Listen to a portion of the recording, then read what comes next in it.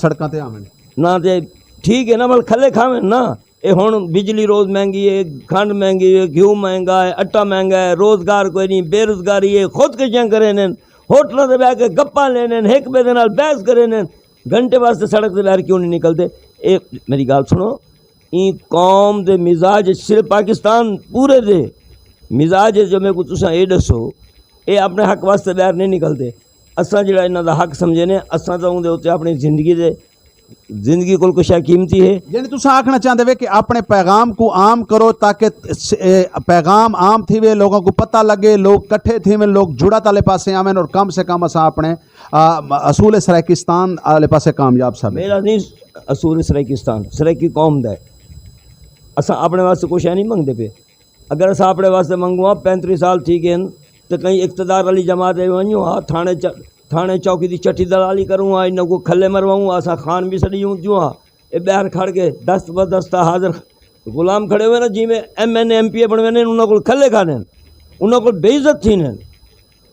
हाँ बिल्कुल, मैं सुमर साहब वल तुहाडे दे आसां क्योंकि आखिरी पैगाम मैं वल तुहाडे कोल घिना, मैं मलिक साहब दर भी वजना मार साहब मैं जनाब वाली साइड ते आसां। पीपल्स पार्टी को अजमा गिदा, PTI को अजमा गिदा, नून लीग को अजमा गिदा, सियासी जिहड़ा सिस्टम है तुहाडे सामने कि हर बंदा एक कुर्सी है तो 14 उहदे जिहड़े खरीदार हैं उहदे बाहरों चक्कर खड़े कढ़ेंदे, जैंदा दा लगदा है वो कुर्सी को पकड़ते तो उहदे काबिज थी वेंदा है। मसला वल है, तुसां पहले मेरे सवाल को गोल मोल कर गए। महंगाई पूरे पाकिस्तान च, लेकिन पाकिस्तान पूरे दे वसाइल हैं। कराची दे मजदूर दी मजदूरी कुछ बई है, लाहौर दे मजदूर दी मजदूरी कुछ बई है, इस्लामाबाद दे मजदूर दी मजदूरी कोई बई है। मैं वसेब च रहना, मेरे वसेब दे सिर्फ ज़रात है, मेरे वसेब दे जिहड़ी महंगाई है वो पहाड़ तो ज़्यादा लगती है। तो सारे मसले जिहड़े हैं दिन ब दिन वधदे वेंदे। जी रिजवान भाई, महंगाई के हवाले नाल तुसां ते सवाल गोल कर गए हो। मैं बस तुहां गल शुरू करे सा। महंगाई पूरे पाकिस्तान च जिहड़ी सरकी खिते च महंगाई दी जिहड़ी इत्थे दबाव है वो है वसाइल दी कमी। वसाइल दी कमी नूं पूरा कौन कर सकता है, इस आवाज़ नूं कौन बुलंद कर सकता है, वो हैं इत्थों इकतदार वालियां जमातां, मुंतखब नुमाइंदगान, जितनी भी इकतदार वाली जमातां हैं। लेकिन उन्होंने तक ना कौम की गल ही नहीं की, ना उन्होंने ज़रूरत है, ना सूबे की, ना वसाइल की, ना उन्होंने वास्ते कोई मसाइल है। वो क्यों गल करे सन? तो कौम सरकी कौम नूं पहचानना चाहिए खरे खोटे नूं। अज हर बंदे नूं पता लगा खड़ा है, चाहे वो सरकी बोलने वाला है, चाहे उर्दू बोलने वाला है, चाहे पंजाबी है, पश्तून है, वो सारे पहचानी खड़ोते हैं।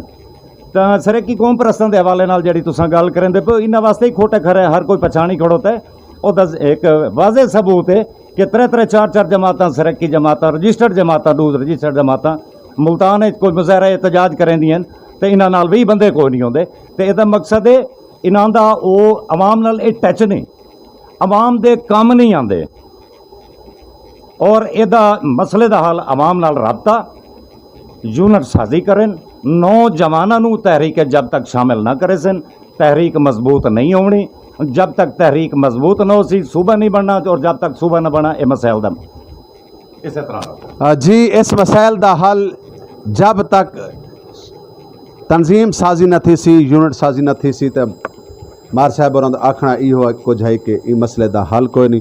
मैं वल मलिक साहब तुहाडे वाले पासे आंदा पियां। अज यकीनन मेरे को तो प्रोग्राम करने का बड़ा मज़ा आंदा पी, तो तुहाकू अंदरों मेरे ते बड़ा मज़ा आया बैठो सी। गाल वल है कि अगर सराइकी वसेब दे इलैक्शन थींदा है, इलैक्शन की तैयारी, इलैक्शन दे सोच, इलैक्शन का सोच विचार, क्योंकि इलैक्शन हर बंदे की अपनी सोच है। पाकिस्तान इलैक्शन नाल बना या ना बना, ई टाइम असैम्बलियां, कौमी असैम्बली, सूबाई assembly they which bill pass थी सी, और ऊ तो इलावा चारा कोई नहीं सराइकी सूबे का। ई तो इलावा कोई फार्मूला है? ਇਹ ਤੋਂ ਇਲਾਵਾ ਫਾਰਮੂਲਾ ਇਹ ਕਿ ਜਿਵੇਂ ਇਹਨਾਂ ਦਾ ਬਹਾਨਾ ਆ ਸਾਡੇ शाह मोहम्मद कुरैशी साहब का, गिलानी साहब का, खड़खों से जतोई जितने सारे खड़े ने MP MNA के सारे इनके अंदर 2/3 मेजॉरिटी चाहिए 58-2B ते सैनेट के 45 शेक नंबर 73 एन दी। इनको जब तक ही होने असा 2/3 मेजॉरिटी नहीं दे सकते। हों तो 13 जमात कट्ठा एक डी 50-50 बिल पास करवाए, ॾाढा इन तरमीमा करवाए, क्या ये तरमीम के उत्ते शिक्का ना हटा सकते हैं अगर सरेकी कौम नाल मुखलिस होवे ना तो ये पागल दे बेवकूफ बनाई खड़न। ये जनूबी पंजाब सूबा बनाना चाहते ये असल जरा जनूबी पंजाब सूबा जेरे सारे कब्जा गिर हैं सारी धरती दे। जनूबी पंजाब का मतलब क्या है? जनूबी पंजाब का मतलब है कि शुमाली ते जनूबी जिवें मश अपना उब्बा दे लम्मा आर दे पार ये फैसला वाले गुजरात वाले जेरे लोग सारे जमीन के काबे से जिन्हों को असा धाड़ियल बदमाश ते गुंडा ते कब्जा गिरा दे वो समंदर के सारे उत्ते धब्बा है। इस धब्बा को धोवन वास्ते इन्हें त्राए नूहां की डिप्टी लाइए सस ने।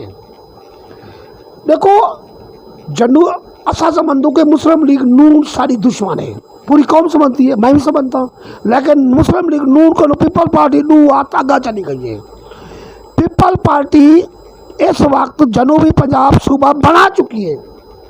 अच्छा, उसका मेन सबूत है कि ऊपर को आके खड़े देखो मेरे सारे डॉक्यूमेंट हैं उन्होंने लैटर पैड उन्होंने अपना तंजीम साजी दे फार्म जनूबी पंजाब नाल उन्होंने जितने अहदे हैं जिलाई सदर सूबाई सदर यूनियन कौंसल तक जितने अहदे हैं जनूबी पंजाब नाल हैं।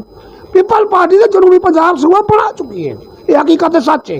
दूजी गाल तुसा की वसाइलों की वसाइल जितने सरे की धरती देन वो पूरे पाकिस्तान कहनी, लेकिन इतने वसाइल दी जात साढ़े उत्ते लावन दी जात है, साढ़े उत्ते मसाइल पैदा कर देते रहे। जिवें सोमरो साहब आखे जब तक सरे की सूबा ना बढ़ती साढ़ा अलग बजट ना होती। देखो दसा सरे की धरती से क्या कहनी तुसा हुण मिसाल दी है मुल्तान कराची इस्लामाबाद लाहौर की असल उतना इंडस्ट्रियल जोन है। 70% काटन सरे की बेल्ट पूरे पाकिस्तान का पैदा करे थे। पूरा मैदानी इलाका है, कोई पहाड़ का नहीं, कोई जंगल का नहीं, कोई सुन जमीन का नहीं, सरे की बेल्ट दे पाकिस्तान के चारे सूबे च। मैं सोमरो साहब की गाल को तो अगू दे वधे ने और इनकी तरदीद करें जो है कि जो सरे की कौम दरमियान चाहे सी ना एक सूबा बे सूबे नहीं बन सकता, चारों सूबे का सेंटर है। ये समझ गिनन जेडे उत्ते बैठे ना ये तारीख उठा गिनन और ये जुगराफिया दे गिनन। सरे की बेल्ट जन अपना बलोचिस्तान को भी लगते, खैबर पख्तूनख्वा को लगते, पंजाब को भी लगते, सिंध को भी लगते। अगर जर्नी बार सरे की कौम रोड से आ गई हेड पानन और हेड तोसा और भावलपुर पुल एक से त्राई ना रोक दी थी, पूरा पाकिस्तान जाम थी वैसी और एक बे को कटी वैसी। अच्छा रुचि भाई गाल गंदम साढ़े कोले गन्ना साढ़े कोले पूरी दुनिया दे विच अंब साढ़ा एक्सपोर्ट थी। मेरे को दसा हुआ अंब सिंध थोड़ा बहुत सिंधड़ी थी जरा शुरू आते मुल्तान मुजफ्फरगढ़ रहीम यार खा ये त्राए जिले पूरे दुनिया का एक्सपोर्ट किया पे। मुल्तान अंब खत्म हो गया क्योंकि सारी कॉलोनियां बन गई। अच्छा नाम मुल्तान का है लेकिन हम रहीम यार खां के अंब को भी मुल्तान का समझते हैं, मुजफ्फरगढ़ के अंब को भी मुल्तानी अंब समझते हैं। साकू सिर्फ नमक के पैसे दे रहे मैंने जुल्म नहीं कि नमक सरे की धरती है सीधे 400 किलोमीटर चावे न लाहौर वो थैली थैली खड़े करने लाहौर ही नमक कितना लाहौर नमक दुनिया की हर चीज़ है। अच्छा जराई यूनिवर्सिटी अपना लैलपुर है फैसलाबाद कुर्बानी का एक गिनो लाहौर इस्लामाबाद कराची इन्हें त्राए जिला मुल्तान जिला रहीम यार खां और जिला मुजफ्फरगढ़ तमाम मंडिया के जानवर सारे बहन चमड़े मंडी कसूर है। असल उतना इंडस्ट्री जोन है फैक्ट्री एरिया है ना साकू इंडस्ट्री जोन कहन देते साढ़े जो गोदे MPA MN हैं। तो जाफर कुरैशी तकरीर सुनिए वो आधे में मुन्ने सिलाई को मिल जा वो आके यार साढ़े MPA MN साढ़े को काम घिन थोड़े आदमी थानेदार लवा दो DSP लवा दो SP लवा दो तो जिन्हें साकू वोट कर दिता असा उन्होंने हड्डी पसली एक करनी है। साढ़े को वसायल बहुन पूरे पाकिस्तान में सब तो ज़्यादा वसायल सरे की बेल्ट है लेकिन साढ़े वास्ते मसाइल पैदा कर देते गए साढ़ा कुछ जरा कुछ बचते चाह जरा चार आने बचते सारे वो अपर पंजाब के अफसर ला देने बच्चा खुच्चा सारे जगीरदार उन्होंने ढकवे बधवे झूठे परचे करवे ओ चट्टी चपाटी मार दे ओ उन्हें अपर पंजाब चावे मलिक साहब ये रिवायती गालियां ने बड़ियां बड़े अरसे तो कौम भी सुनती पई असा तुसां भी सुनते पे ठीक है अच्छा तुस अच्छी गाल पे करी देवे एक घर दे विच चार भिरा होवन अगर आपस विच इतफाक ना होवे तो उस घर च बेबरकती होंदी है आया क्या जेड़े लोग सराइकी काज वास्ते सराइकी धरती वास्ते जद्दोजहद करेंदे पे इन्हां दा आपस विच कितना के इतफाक है असल गाल मफाद दी है जिथा मफाद आ वने मैं समझता कि सरे की कौम परस्ती होवे या पूरे पाकिस्तान की कहीं कौम की कौम परस्ती होवे कौम परस्ती एक खानदान का ना है एक घर का ना है जेड़े घर दे विच सियासत आ वने वो घर नहीं रहा वो घर बर्बाद थी वने साडे लोग एक बे नाल दिलों मुखलिस कह रही दूजा नजरियाती लोगों को अगा नहीं आवाडे दे तीजी गाल के अमीरी दे गरीबी दी दरमियान दीवार खड़ी है मैं आदा कोई गरीब है सच्चा है मुखलिस है धरती नाल कास नाल उनको औधे दो उनको दो जेड़े बंदे को कार है बंगला है काटन दे सूट है उनको तुसा वड्डे औधे ही वास्ते दे देवे को 10,000 सा को फंड देसी कल तू देखी नो कल ते उन्हां लोगों को इज्जत मकाम दिता गया जिन्हें फंड दिते सर इन गल तो आपको पता हो सी मेरे को तो नहीं पता मेरा तो काम होता है कवरेज करना इंटरव्यू करना असा पुराने लोग हैं असा एक मिनट जजमेंट कर देने कल वाली जरी मीटिंग जेरे हवाले नाल सदाई गई आई मैं आदा बेहतरीन मेहनत की दी गई आई मैं सलाम पेश करना अहमद नवाज सोबरो साहब को और मेहदी हसन शाह साहब को और ख्वाजा साहब को भी लेकिन साढ़े अपने चिराग नाल साढ़े अपने घर को भाल लग गई है जेडे मफाद परस्त लोग हैं वो उन्होंने सजा